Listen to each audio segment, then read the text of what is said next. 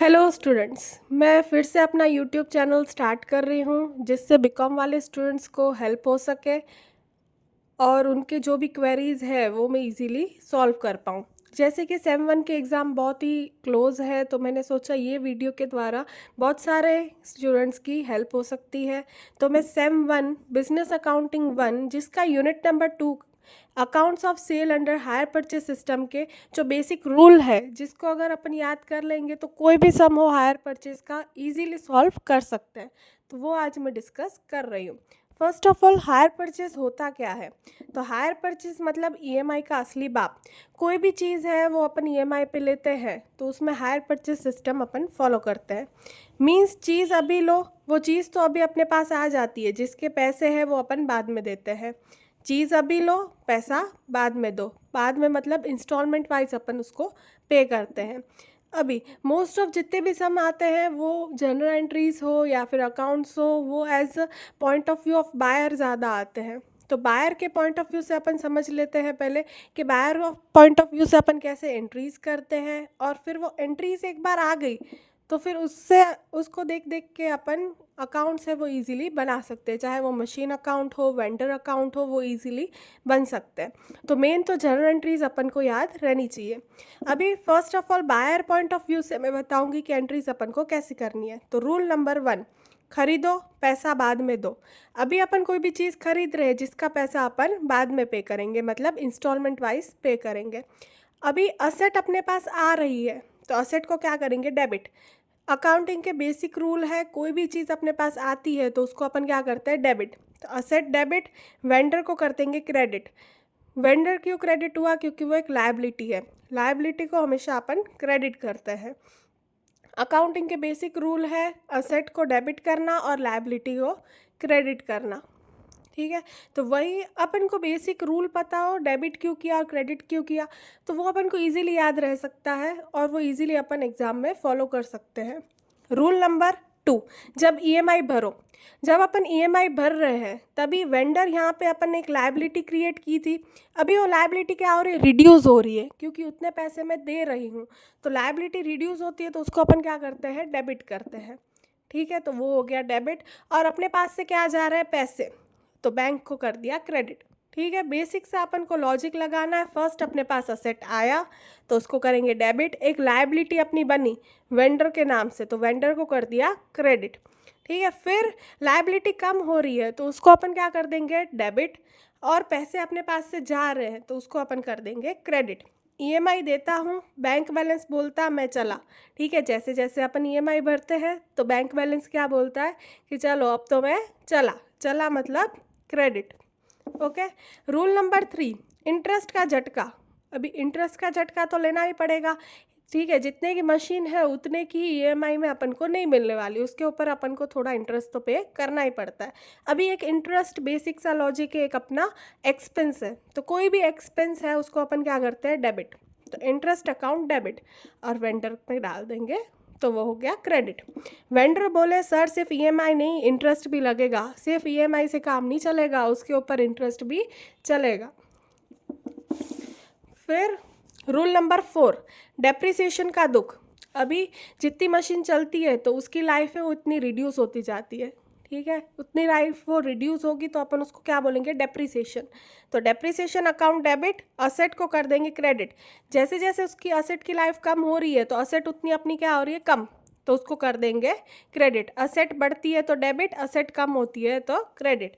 रोज़ चलता हूँ, वैल्यू गिरती जाती है। रोज़ चलता है तो उसकी वैल्यू क्या होती जाती है? गिरती जाती है। रूल नंबर 5, ईयर एंड का क्लीन अप। अभी साल ख़त्म हो गया तो अपन को क्लीन अप करना पड़ेगा। अभी जितने भी एक्सपेंसेस अपन ने किए हैं, इंटरेस्ट हो या डेप्रिसिएशन हो, उसको अपन को ट्रांसफ़र करना पड़ेगा प्रॉफिट एंड लॉस अकाउंट पे। तो प्रॉफिट एंड लॉस अकाउंट क्या कर देंगे? डेबिट। जितनों को अपन ने एक्सपेंस को डेबिट किया था उसको अभी क्या कर देंगे? क्लोज। क्लोज मतलब क्या कर देंगे? क्रेडिट टू डेप्रिसिएशन अकाउंट और टू इंटरेस्ट अकाउंट। इंटरेस्ट और डेप्रिसिएशन दोनों को भेज दो पीएनएल पार्टी में। साल खत्म हो गया, पार्टी तो बनती है, तो अभी दोनों को अपन ने पीएनएल पार्टी में भेज दिया। बस बेसिक से 5 अपन को जर्नल एंट्रीज याद रखनी है।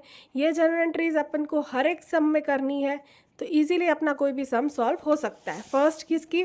असेट खरीदी तो डेबिट, लायबिलिटी बनी तो वेंडर को कर देंगे क्रेडिट। ईएमआई जब भी भरेंगे तभी वेंडर को डेबिट कर देंगे क्योंकि लायबिलिटी कम हो रही है, पैसा जा रहा है तो उसको कर देंगे क्रेडिट। थर्ड है इंटरेस्ट का एक्सपेंस अपन ने किया, एक्सपेंस को कर देंगे डेबिट और वेंडर अकाउंट क्रेडिट। फिर डेप्रिसिएशन भी लगेगा, असेट अपन यूज़ कर रहे हैं तो डेप्रिसिएशन अकाउंट डेबिट, असेट अपनी कम हो रही है, असेट कम होती है तो उसको अपन कर देंगे क्रेडिट। अभी साल ख़त्म हो रहा है, दोनों को एक्सपेंस को डाल दो अपन प्रॉफिट एंड लॉस में, तो प्रॉफिट एंड लॉस को कर देंगे डेबिट और डेप्रिसिएशन और इंटरेस्ट को क्या कर देंगे क्रेडिट। अभी लास्ट ईएमआई आई तो ओनरशिप मिल गई, जैसे ही अपन लास्ट ईएमआई और इंटरेस्ट पे करेंगे तो जो भी असेट की ओनरशिप है वो अपन को मिल जाएगी। अब असली खुशी, अब असेट भी मेरा और टेंशन भी मेरी, अब असली खुशी आई, ठीक है, टेंशन भी मेरा होगा और असेट भी मेरी ही होगी। अभी ये तो हो गई जनरल एंट्रीज। अभी हायर परचेस का कोई भी अपन सम स्टार्ट करते हैं तो बेसिक सा है, अपन को एक फॉर्मेट याद रखना पड़ता है इंटरेस्ट कैलकुलेशन का। इंटरेस्ट कैलकुलेशन का टेबल बना दिया तो अपन सारे अकाउंट्स इजीली कर पाएंगे, चाहे वो मशीन अकाउंट हो, वेंडर अकाउंट हो, उसमें से अमाउंट देख देख के अपन इजीली पुट कर पाएंगे।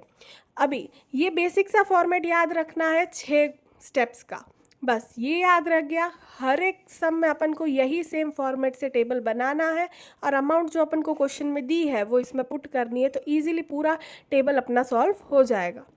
फर्स्ट है डेट, डेट जिस दिन अपन ने मशीन ली वो वाली, और जिस जिस दिन पे अपन इंस्टॉलमेंट पे कर रहे हैं वो अपन को इस कॉलम में डालनी है। फिर opening balance of cash price, जो ओपनिंग बैलेंस अपन ने मशीन जितने में ली है वो अपन इधर लिखेंगे। फिर यहाँ पे जो क्लोजिंग बैलेंस होता है वो उसके सब्सिक्वेंट ईयर में आती जाएगी। इंस्टॉलमेंट, फर्स्ट अपन इधर अमाउंट डालेंगे जो अपन ने डाउन पेमेंट किया है, मतलब जब अपन मशीन लेते हैं तब अपन को कुछ पैसे देने पड़ते हैं वेंडर को, वो जो भी डाउन पेमेंट अपन करेंगे वो फर्स्ट ऑफ ऑल इधर लिखेंगे। उसके बाद अपन को इंस्टॉलमेंट क्वेश्चन में दिए होंगे वो नीचे सारे अपन को लिखने हैं। फोर्थ कॉलम होता है इंटरेस्ट का, अपन को इंटरेस्ट पे करना है, सिर्फ ईएमआई से काम नहीं चलेगा, इंटरेस्ट भी देना पड़ेगा, तो इंटरेस्ट का कॉलम आ गया। अभी इंटरेस्ट है वो हमेशा opening balance of cash price के ऊपर ही कैलकुलेट करना है, जैसे कि 5%, 10% जो भी दिया है वो परसेंट अपन को इंस्टॉलमेंट के ऊपर नहीं लगाना है, opening balance of cash price के ऊपर लगाना है।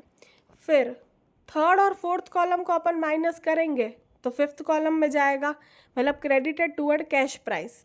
इन दोनों को माइनस करके जो भी अमाउंट आता है वो अपन को फिफ्थ कॉलम में पुट करना है, ठीक है, बेसिक सा रूल है। थर्ड कॉलम अपन को फर्स्ट कॉलम का फर्स्ट अमाउंट दिया होगा, इंस्टॉलमेंट और डाउन पेमेंट दिया होगा, वो इस कॉलम में पुट करना है। ओपनिंग को देख के इंटरेस्ट अपन निकाल लेंगे, फिर इन दोनों को माइनस करेंगे थर्ड और फोर्थ कॉलम को, तो फिफ्थ कॉलम अपना आ जाएगा, ठीक है। फिफ्थ कॉलम आ गया तो अभी ओपनिंग में से जितना क्रेडिट किया है कैश प्राइस में उन दोनों को क्या कर देंगे माइनस। फिर सिक्स्थ कॉलम में जो भी बैलेंस बच रहा है वो अपन को लिखना है। फिर इधर जो अमाउंट आएगा क्लोजिंग में वो फिर से यहाँ का ओपनिंग हो जाएगा, फिर से वही प्रोसीजर, जो इधर का क्लोजिंग आएगा वो इधर ओपनिंग हो जाएगा। सिंपल ये याद रखना है, थर्ड और फोर्थ कॉलम को माइनस करके फिफ्थ कॉलम आता है, सेकंड और फिफ्थ कॉलम को माइनस करके सिक्स्थ कॉलम आता है। बस यही बेसिक सा फॉर्मेट है इंटरेस्ट कैलकुलेट करने का। और 2 to 3 मार्क्स ये अगर अपन ने टेबल अच्छे से बना लिया तो इसमें से ही अपन को इजीली मिल जाएंगे। और जनरल एंट्रीज तो बहुत इजी है, वो एक बार देखेंगे अपन, गो थ्रू करेंगे तो भी इजीली याद रह सकती है। फिर next, tips to remember easily for exam. Exam के लिए कुछ कुछ टिप्स है अपन को याद रखनी है, तो इससे एंट्रीज इजीली अपन कर सकते हैं। जैसे कोई भी असेट आई तो डेबिट ऑलवेज व्हेन परचेज, जब भी खरीदी तब अपन को क्या करना है डेबिट। फिर वेंडर, क्रेडिट इन स्टार्टिंग में वो अपनी पूरी लायबिलिटी है, जैसे 5 लाख का मशीन मैंने खरीदा तो 5 लाख एक अपनी क्या है लायबिलिटी पूरी की पूरी है, तो 5 लाख मैं क्या कर दूंगी क्रेडिट में डाल दूंगी। फिर जैसे जैसे मैं पे करती जा रही हूँ इंस्टॉलमेंट तो उसको मैं क्या करती जाऊँगी डेबिट करती जाऊँगी, ठीक है। ऐसे 1 लाख का इंस्टॉलमेंट पे किया तो डेबिट कर दिया, फिर डेबिट कर दिया, ऐसे करके लास्ट में ज़ीरो बैलेंस बचेगा।